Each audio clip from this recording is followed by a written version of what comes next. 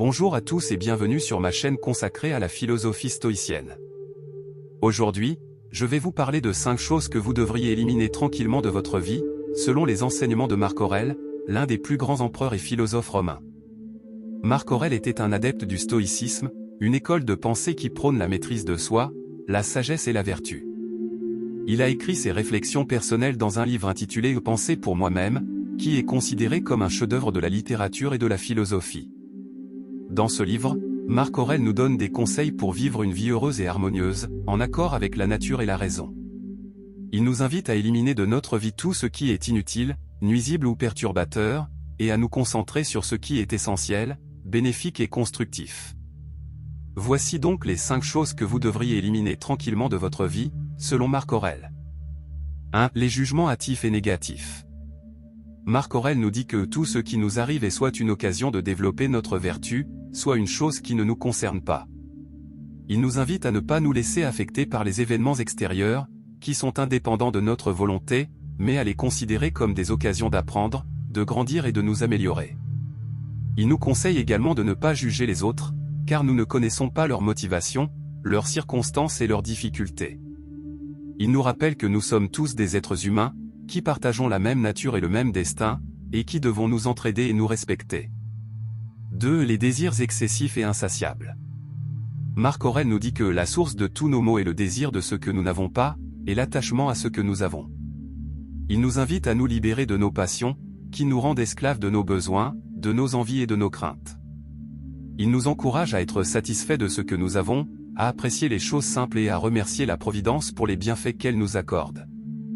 Il nous rappelle que nous n'avons besoin de rien d'autre que de nous-mêmes, de notre raison et de notre vertu, pour être heureux. 3. Les paroles vaines et mensongères. Marc Aurèle nous dit que la parole est le miroir de l'âme. Il nous invite à être sincères, honnêtes et authentiques dans nos propos, à ne pas dire ce que nous ne pensons pas, à ne pas promettre ce que nous ne pouvons pas tenir, à ne pas calomnier, à ne pas flatter, à ne pas médire.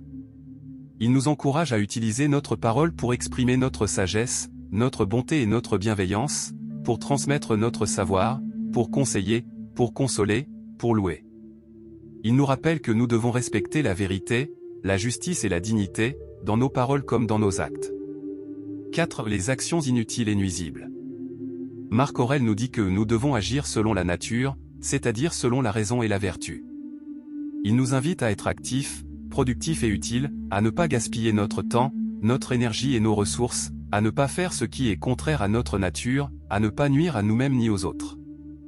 Il nous encourage à faire ce qui est bon, beau et noble, à contribuer au bien commun, à aider les autres, à nous perfectionner.